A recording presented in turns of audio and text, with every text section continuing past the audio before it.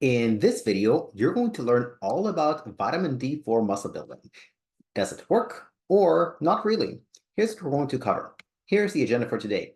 First, we'll talk about the arguments in favor of vitamin D for building muscle, because there's a lot of YouTubers and people online saying that it helps you build muscle. And what are the mechanisms behind that? Then we're going to take a look at the evidence, the scientific evidence of what it actually says about does it build muscle or not really. Then we're going to discuss why low vitamin D levels may not actually be low vitamin D levels. Before we jump in, if you like this video, click like and subscribe, and you'll be notified of when I publish similar videos about different topics. Now, about me a little bit. My name is Igor. I'm the author of 13 books on exercise and nutrition, including 4 Amazon bestsellers. As well, I've been a personal trainer since 2006, and I run an online personal training company called FitnessSolutionsPlus that helps people, amongst other things, get in better shape and figure out which supplements are right for them, and just as importantly, which ones not to take. So let's jump in. What are the arguments in favor of vitamin D for building muscle mass? Well, one of the major arguments is that every muscle cell has a vitamin D receptor. Now, what is that? What is a vitamin D receptor? Any receptor is like a lock and key.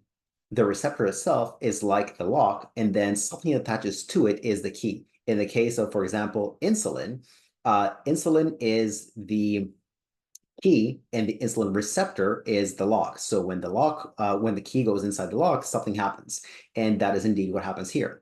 Other arguments supporting vitamin D for muscle building is, for example, in people who have like clinically low vitamin D for a very long period of time, they get weak bones or something called osteomalacia.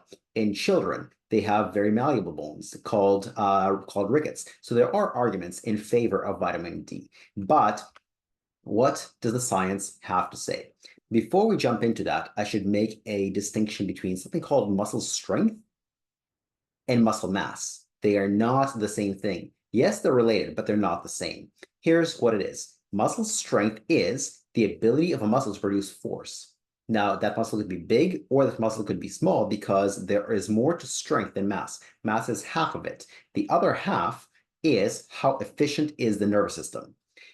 By contrast, muscle mass is strictly the size of the muscle. It has nothing to do with the amount of force that it can generate. It's true that a larger muscle can generate more force than a smaller muscle, but because muscle mass doesn't look at the nervous system, all you can say is that that muscle is big, not necessarily strong, stronger than somebody who doesn't exercise, but probably not as strong as somebody who exercises directly for strength. I hope that distinction is clear.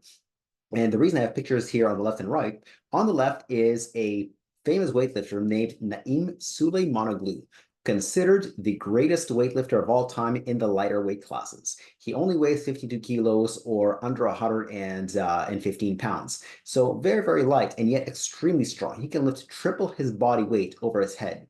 However, if you look at him with his clothes on, not exactly in his weightlifting gear, he doesn't look anything more than average. You're like, yeah, maybe he exercises, but you never think he lifts triple his body weight.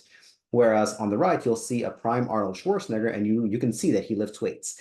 Now, take a bodybuilder that's 200 pounds and take a powerlifter or a weightlifter that's 200 pounds. The weightlifter or the powerlifter will be a lot stronger than the bodybuilder because the focus is strength, whereas with bodybuilding, the focus is muscle mass.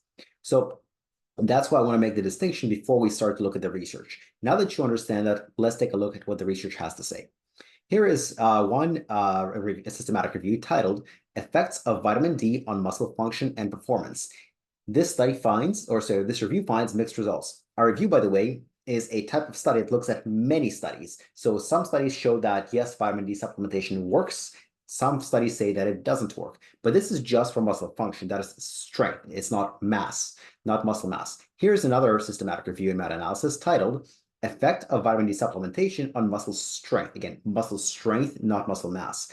And once again, a systematic review and meta-analysis is an analysis of many studies. It's not one study, it's many studies. And what this meta-analysis showed was basically no results. Whether somebody has high vitamin D levels or low vitamin D levels, whether they supplement with vitamin D or they don't supplement with vitamin D, it doesn't really improve muscle strength. And here is a third meta-analysis titled The Effects of Vitamin D on Skeletal Muscle Strength, Muscle Mass, and Muscle Power. And the result was no effect of vitamin D supplementation on muscle mass. So then the question really comes up. Why the mixed results? The mixed results are because of people's varying starting vitamin D levels. For example, if somebody's starting level of vitamin D is under 25 nanomoles per liter, then vitamin D supplementation increases strength slightly. Don't expect to go from under 25 nanomoles to over 25 nanomoles and suddenly be able to lift cars. That's not going to happen. It's just going to give you a small boost in your strength.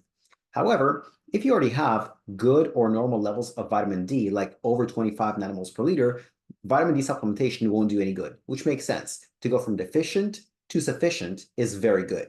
Sufficient to excessive is somewhere between nothing to slightly harmful. And so just like with anything, with any vitamin, mineral, amino acid, or anything, to go from deficient to sufficient is good. Sufficient to excessive is either ineffective or potentially harmful.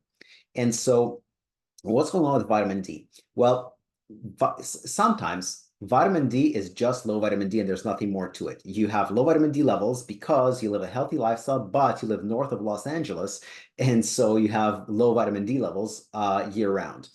However, what if you're doing all the right things? What if you do go to a sunny spot at least twice per year? What if you do spend a lot of time outdoors with a lot of skin exposed during the summer without sunscreen? So in theory, you should have high or at least normal vitamin D levels. Why might they be low? For other reasons. Well, other studies show that if you have inflammation, vitamin D levels could be low, and if you reduce the inflammation, vitamin D levels rise without any interventions for vitamin D directly. So there are 3 or more reasons of why low vitamin D levels may not actually be low vitamin D. I covered those in this video that you see on your screen right now in vitamin D for heart health.